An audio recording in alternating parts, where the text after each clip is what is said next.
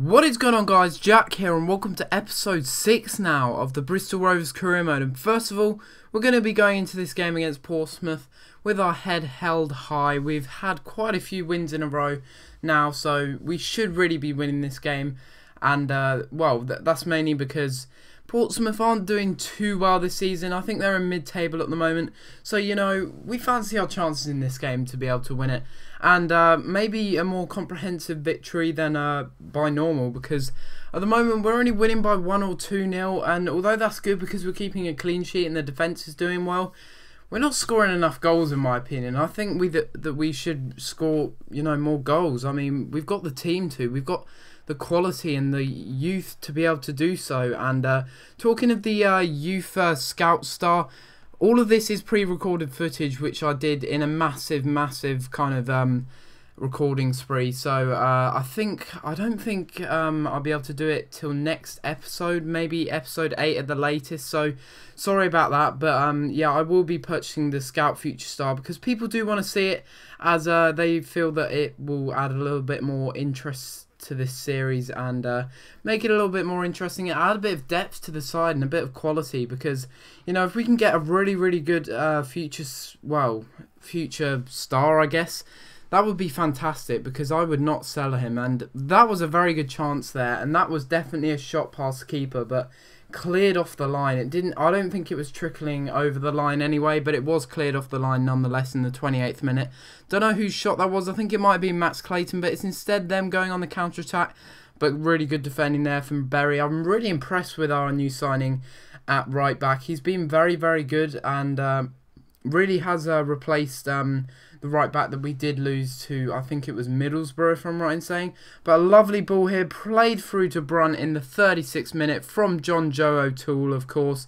And a fantastic finish under the keeper. Well, it's not really a fantastic finish, but it's a good finish nonetheless from Brunt under the keeper in the 36th minute to make it 1-0 to us. And we're in good stead for this game. Getting that early goal, or the goal in the first half, is very important. I've always noticed that. And really stupid goal. Another defensive error goal, you know, picking up the ball and managing to score from it, you know. They really should have defended that a little bit better, but it's instead Portsmouth here. A mistake here from the right back again. The right back's not doing that great, to be honest.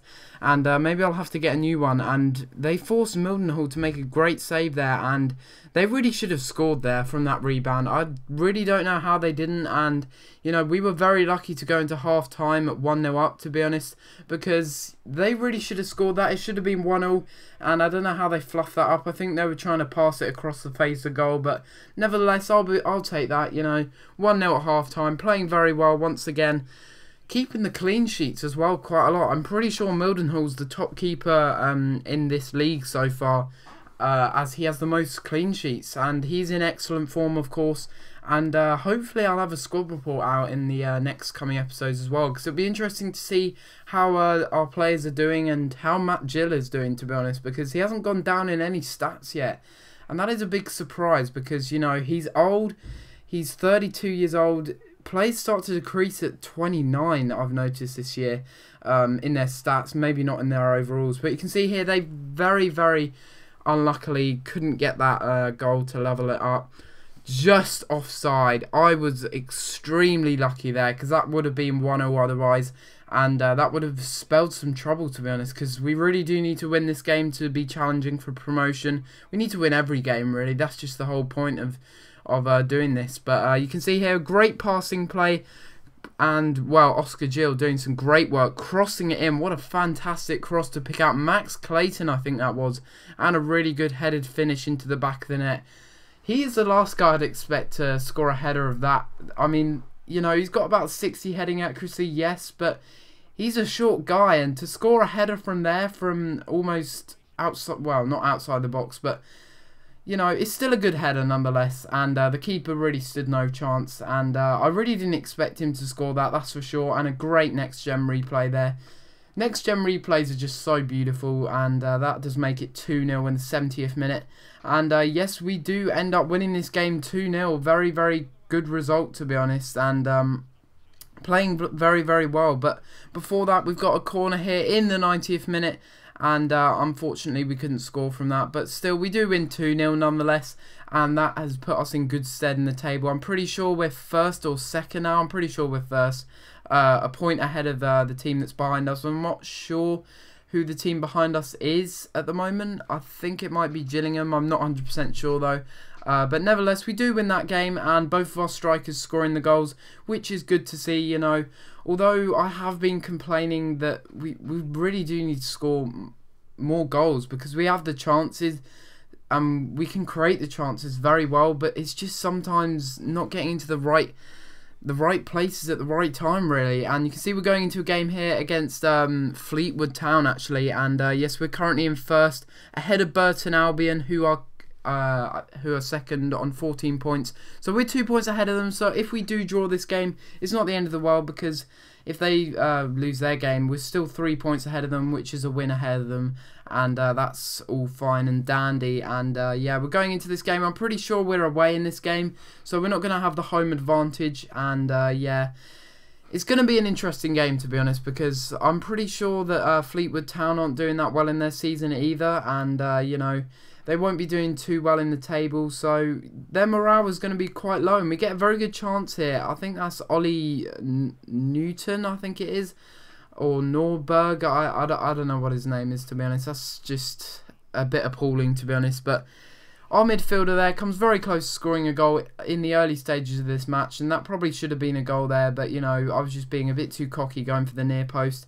And yeah, a really cynical tackle there from the Fleetwood Town defender, Cresswell. And already getting booked, a yellow card. That could have easily been a lot worse for them, because that was a really horrible challenge. And you can see from the free kick, we play it out, passing play. Brunt crosses it in, our striker, and somehow the ball goes into the back of the net. I think that's our free agent, Guevara, who manages to score his first goal for the club. A really nice header. He was complaining that he wasn't getting much game time at the club, and it is my fault, to be honest, because, you know, he's not a first team player, that's for sure, and that's the kind of squad role that I gave him in his contract. And a very interesting goal that was. I'm pretty sure it did take a deflection off the defender, who was trying to clear the ball away, but they just couldn't do anything about it. And they get very close there, having a volley there, Evans having a volley, but it was just travelling up and up and up. It was never going to go into the back of the net, and if it did, that would have been a massive shock. But we do go into half-time, once again 1-0 up.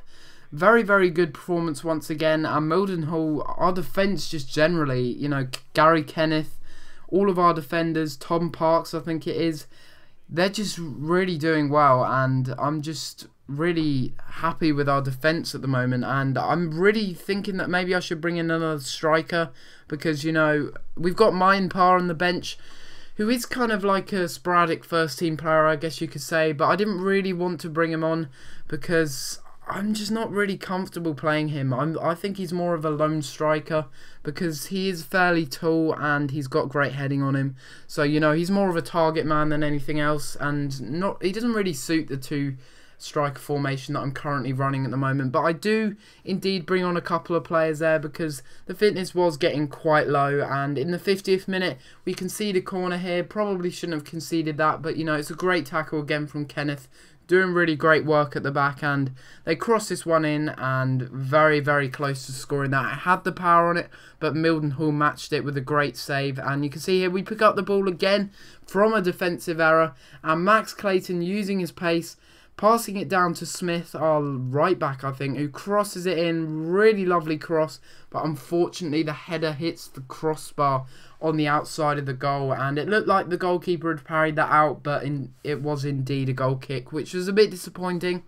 You know, I thought we could have done a little bit better there, but, you know, nevertheless, we carry on in this game, and it's instead Fleetwood Town going on the attack here. Great through ball. Really wasn't expecting that, and a fantastic first time finish into the bottom left hand corner. I really wasn't expecting that to happen.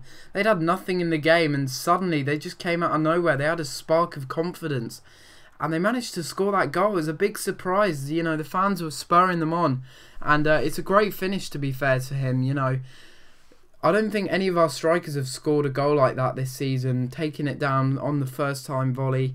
and scoring into the back of the net. But it was a great goal, and I was going attacking from there on out because I was trying to get that goal to put us 2-1 up. But nevertheless, we do draw the game. It's not a loss. I think we're still unbeaten in the league, if I'm right in saying. But, you know, it's a draw. I guess that's fair enough. You know, we've been winning quite a few games recently, so getting a draw is probably justified, I guess. And, you know, both sides played their part in getting that draw, and I guess it was deserved in the end. Although, you know, I had a few more chances, but they just weren't on target again. The shot accuracy was absolutely abysmal, you know, 33%. That's seriously got to improve. But guys, if you've enjoyed this episode of Career Mode and want more Career Mode from me, please like and subscribe, and I'll see you next time for another episode. Thanks for watching.